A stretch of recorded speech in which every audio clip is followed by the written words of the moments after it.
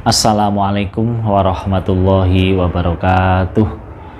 Bismillah, alhamdulillah, wassalatu wassalamu ala habibina wa syafi'ina Muhammadin sallallahu alaihi wasallam. Rabbi shrahli sadri wa yassirli amri wahlul 'uqdatam min lisani yafqahu qawli. Subhanaka la ilma lana illa ma 'allamtana innaka antal alimul hakim. Amma ba'd. Para pendengar MH Channel yang berbahagia, alhamdulillah, summa alhamdulillah, pada hari ini puasa yang ke-10 Ramadan 1442 Hijriah, kita masih diberi kekuatan, masih diberi kesehatan, sehingga dapat menjalankan aktivitas kita, dapat menjalankan ibadah kita. Semoga apa yang kita lakukan, apa yang kita jalankan selama ini dicatat oleh Allah menjadi amal baik, amal yang nantinya mendapat balasan dari Allah Subhanahu wa Ta'ala di surganya nanti. Amin ya rabbal alamin.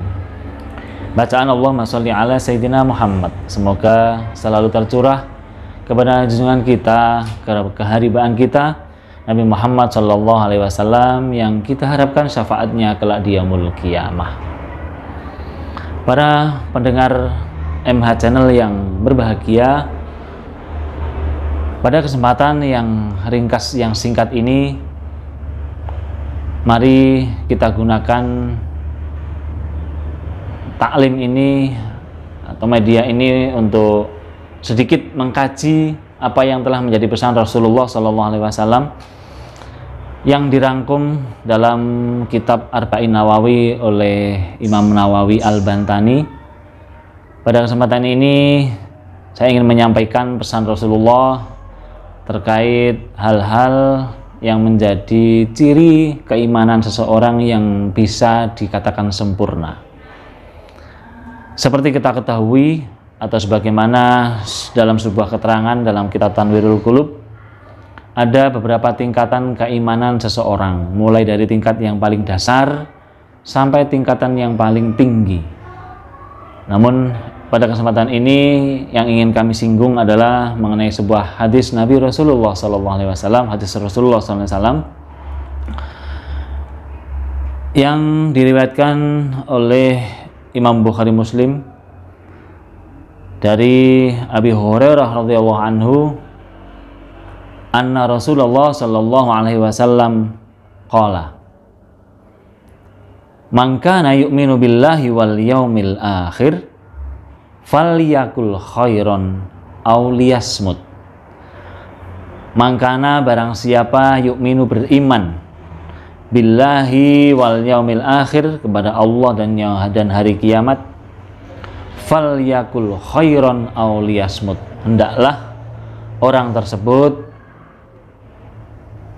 ketika berkata, ketika berucap, maka berucaplah dengan hal yang bagus. Ketika kita tidak bisa berucap yang bagus, auliyasmut, maka hendaklah atau lebih baik baginya untuk diam. Maka dari sini dapat kita ketahui bahwa kita selaku umat muslim yang beriman, umat muslim yang mukmin, iman kepada Allah dan juga hari kiamat, sebagai landasan kita dalam berkata dan sebagai landasan kita dalam berbicara kepada orang lain, maka hendaklah kita bisa memilih mana yang harus diucapkan, mana yang harus tidak diucapkan. Sehingga ada sebuah pepatah yang mengatakan bahwa ucapan itu lebih tajam dari pedang. Dari situlah Kanjeng Nabi Muhammad SAW memberikan pesan kepada umatnya agar lebih hati-hati. Intinya lebih hati-hati, jangan sampai ucapan kita itu menyakiti orang lain, ucapan kita itu menjadikan bumerang kepada kita. Para pendengar setia MH Channel yang dimuliakan Allah Subhanahu wa Ta'ala, lanjutan hadis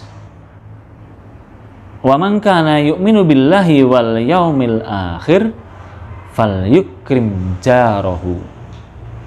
Dikuatkan lagi sebagai bentuk manifest dari seorang muslim yang iman kepada Allah dan hari akhir, hendaklah kita atau orang mukmin tersebut falyukrim jarahu, hendaklah dia memuliakan tetangganya. Betapa besar peran tetangga kepada kita yang selaku makhluk sosial. Sehebat apapun, sekuat apapun, kita yang hidup di dunia ini pasti butuh bantuan orang lain.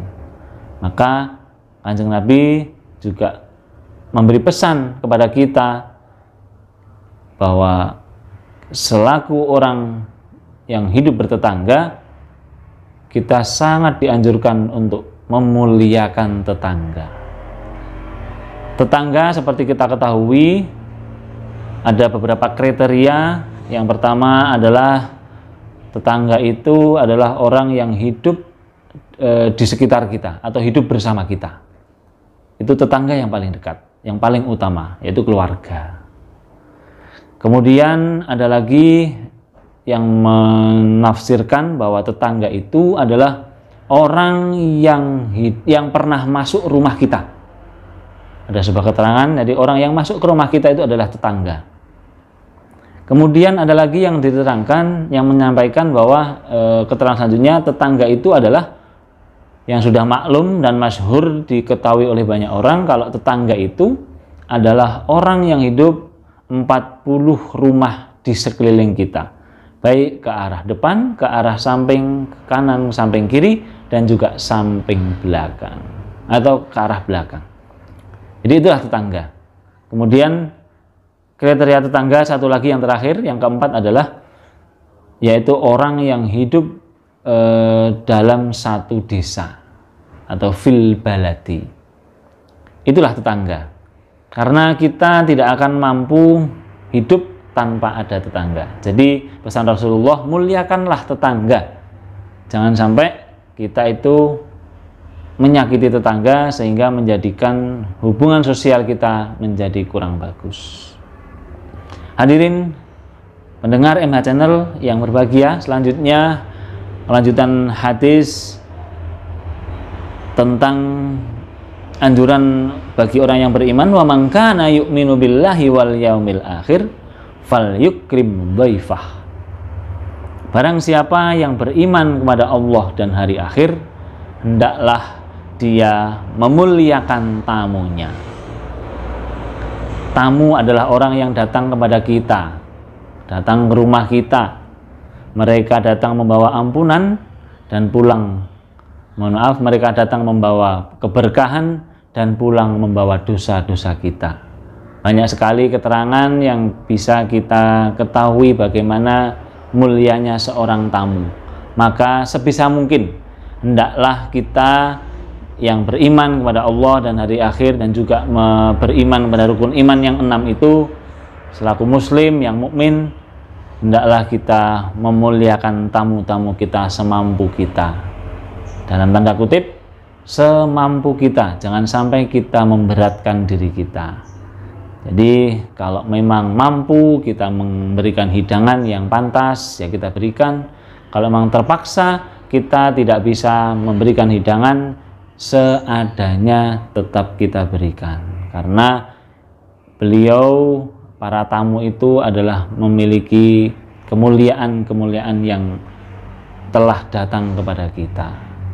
Pemirsa MH Channel yang berbahagia, dari hadis di atas, Imam Syafi'i berkata, Imam Syafi'i rahimahullah ta'ala berkata bahwa makna hadis itu yang pertama, idza arada ayyatakallama falyafkur fa idza dhahara annahu la darara alaih takallam wa in dhahara anna fihi dararun aw syaka fihi amsaka. Imam Syafi'i menjelaskan dari hadis poin yang pertama mengenai anjuran kita untuk berkata hendaklah sebelum berkata difikirkan dahulu. Ketika mau berkata, kemudian dianalisa, di situ ada sebuah kebaikan, tidak ada kejelekan, dan tidak ada madharat yang muncul, maka silahkan untuk menyampaikan apa yang menjadi pendapatnya. Akan tapi sebaliknya, apabila ketika kita mengucapkan sesuatu itu menjadikan sebuah kontroversi yang luar biasa, maka atau mungkin ragu-ragu, ini nanti ketika aku ucapkan atau ketika saya sampaikan menjadikan madharat atau enggak, maka hendaklah orang mukmin tersebut lebih baik diam. Jadi beberapa poin-poin yang dapat kita pegang di dalam kita bermuasyarah, di dalam kita menjalankan aktivitas kita yang tidak mungkin dilepas dari orang lain, sehingga kita pasti akan bersinggungan dengan mereka, kita pasti akan berbicara, kita pasti akan bermuasyarah, saling bermuamalah, kita juga akan berinteraksi, kita akan melaksanakan hal-hal yang dibutuhkan selama berinteraksi sosial. Maka batasan-batasan telah disampaikan oleh Rasulullah. Yang pertama, ketika kita mau berucap, hendaklah dipikir dahulu. Apabila itu baik, maka ya diucapkan. Apabila itu berbahaya, maka lebih baik diam. Pilihannya lebih baik berucap baik, lebih baik mengucapkan sesuatu yang bagus, atau lebih baik diam. Yang kedua, sebagai dasar kita bermuasyarah yang tidak lepas dari tetangga, maka hendaklah kita memuliakan tetangga. Karena tetangga sekali lagi adalah orang yang paling kita butuhkan setiap kali kita punya hajat. Yang ketiga, karena kita itu juga dianjurkan untuk silaturahmi, maka tentunya pasti ada juga orang yang akan berdatangan dengan kita, berdatangan ke rumah kita, yaitu tamu-tamu. Maka ketika ada tamu, hendaklah kita sebisa mungkin memuliakannya, atau semampu kita memuliakan mereka. Jadi itulah bentuk tanda atau ciri keimanan kita yang dikatakan akan mendekati kesempurnaan. Sebagian kecil tanda kesempurnaan iman kita adalah telah tersirat atau tersurat dalam hadis yang tersampaikan di depan. Mungkin dalam kesempatan ini hanya itu yang dapat kami sampaikan. Tentunya banyak sekali kekurangan, mohon maaf apabila ada hal yang kurang berkenan. Kebaikan dan kebenaran datang dari Allah, dan kekurangan atau kesalahan adalah karena kekurangan saya pribadi. Akhiran, wallahul muwaffiq ila aqwamit thoriq. Wassalamualaikum warahmatullahi wabarakatuh.